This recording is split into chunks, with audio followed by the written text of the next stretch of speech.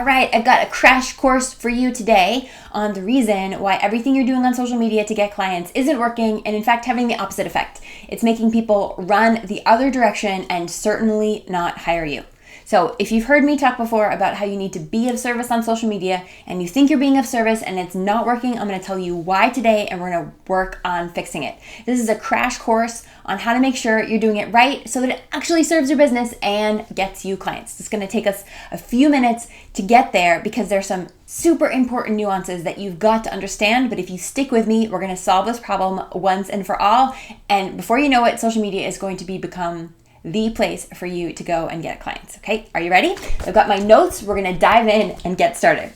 So I'm going to jump to the punchline. The punchline is, now you got to stick with me after the punchline, okay? The punchline is you're pitching and you're not helping. Now you might be thinking, no, I'm not pitching. I really am helping. Well, we're going to get to that because I think you're doing it, but not quite right. And so we're going to talk about how to do that exactly right. So you're pitching and you're not helping. So you might be thinking, well, Jenny, if I'm not pitching, how am I supposed to get clients? We're going to get to that also. But first, I want to put this scenario in front of you. Now, imagine you're on Facebook, looking around, seeing what your friends are up to, or talking with other business owners, and you see this woman. We've all seen her. We've seen many of her, many ones just like her, where she's always saying things like, latest offer, 5 spots left, just $99, hire me, or some version of that. There's lots of exclamation points and maybe a big picture, and there's very like a graspy, needy energy to it. And you're like, gah, you want to run the other way, okay? She's pitching, she's not helping. She's in it to get, not to give. Now that is going to kill business. So if you're doing that, you've got to stop, okay? If you're not doing that, you're probably doing some version of that. And that's where things get a little bit more nuanced. And we're going to talk about that in just a second. Now, that's one scenario, person who's pitching all the time. Now let's paint another scenario. You're on social media, maybe you're in a group with other business owners and you post a question, whatever your question might be. And you get some helpful, thoughtful, kind responses with details and links to other blogs. Not just the person who posted, but links to other blogs with resources and ideas and inspiration. And maybe in that same thread, someone says, I can help you solve that problem. Here's my latest offer. But you get a mix, and I'm sure you've done this. Those people who respond with helpful, useful, kind, thoughtful information, who are in it to give to you, not to get, you notice them, right?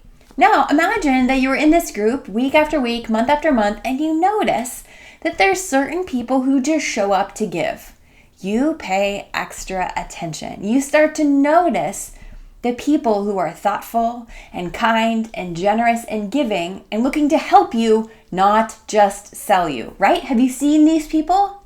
Now, that's the kind of person you want to be. At the same time, I know you're still thinking the question, but Jenny, how does it help me actually get clients? This is how the game works, okay? So I've got to refer to my notes here to make sure I get it just right. So no one, let's get this clear. No one likes to be pitched. Everyone likes to be helped.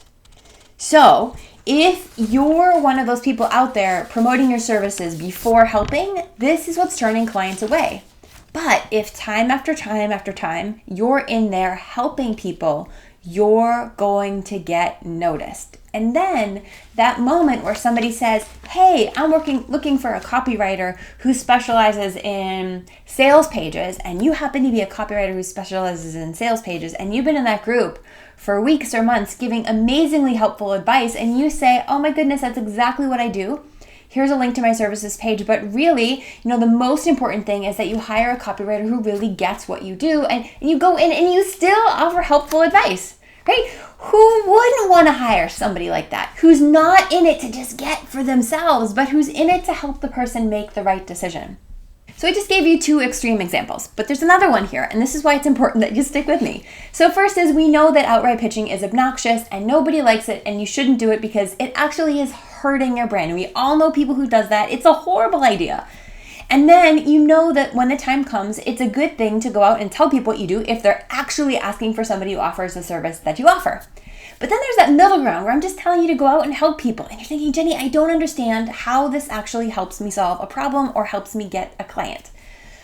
Okay, this is the answer. I'm going to give you an example of something I walked through. This is a very almost exact, but not word for word conversation I had with one of my clients, because this is one of the things I help my clients do, is figure out the nuances of what they're doing that's sending people running versus what's sending people running towards them. Okay, so she was in a group and she was talking with professional women about burnout. And somebody asked a question and she offered helpful advice. And then somebody asked another question and she offered helpful advice and very quickly said, let's get on the phone. Now, that's like walking up to a stranger in Starbucks who says, oh my gosh, I like your shirt, and be like, awesome, you want to go be best friends? Like, it just doesn't work that way. You've got to nurture that conversation. So imagine you're in Starbucks, since I just made up that example on the spot. You're in Starbucks, you see somebody that looks like she might be kind of cool. You love her jacket, and you say, oh my gosh, it's such a fantastic jacket. She's like, oh, this thing, thank you so much. I actually got it at the vintage store downtown. Oh, you did? Oh, I love the vintage store, right? You have this dialogue with them.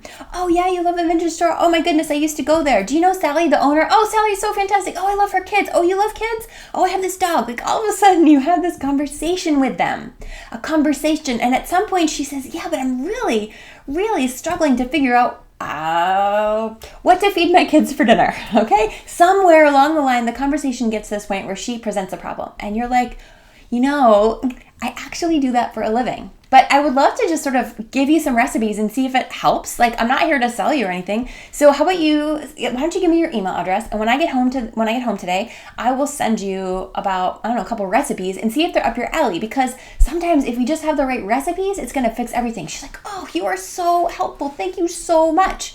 Right? And then she gives you her email address, and you send her the recipes, and all of a sudden you are a superhero.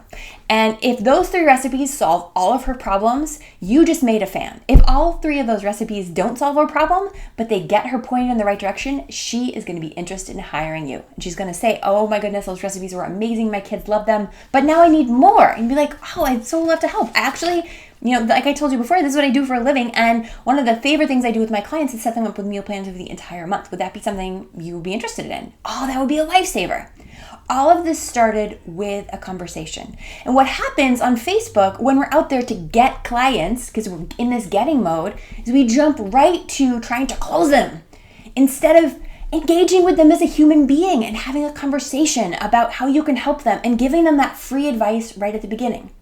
Now, I realize that if you're hungry for clients, maybe the bills are stacking up, or maybe you're really stressed for money, you might be thinking, but I need clients fast. Let me tell you, the way to get clients fast is not to pitch people. In fact, it's going to kill the long-term future of your business. And you might be thinking, this isn't fast enough, but the truth is, if you want to build successful, long-term, sustainable business, you have to build yourself a reputation as somebody who is helpful and kind and generous and in it to give before getting. And the way to do that is to help people generously. I promise you, if you put your energy here, it will come back faster than you can imagine. Now, here's a quick scenario. Imagine you want to have 10 clients a week. And that's going to be about 10 hours of client time a week. That means you have 10 hours a week right now that you can spend being of service. Do you know how much you can help people in 10 hours a week? That means if you want 10 hours of clients a week and you currently have no hours of clients, I want you to spend 10 hours being this helpful to as many people as possible.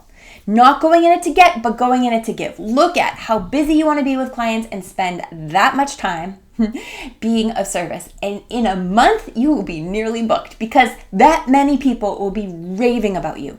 Go the extra mile, be of service, show up and care about them as human beings. Give, don't get, and this will change your entire social media and Facebook strategy. Okay, you get this? Now, I've got an assignment for you.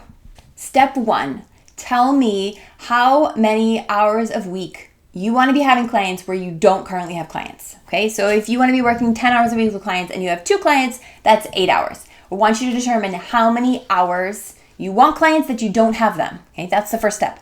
That's how many hours I want you to be of service online. Second thing is I want you to go out and find places to be of service. If you need help finding places, download the cheat sheet associated with this video and it will help you know where to find people to go be of service. Step 3, go be of service. Be as generous as possible to as many people as possible. This does not mean giving a like on Facebook. This does not mean awesome or giving a that sounds cool. It means showing up and being helpful and kind and generous with your advice.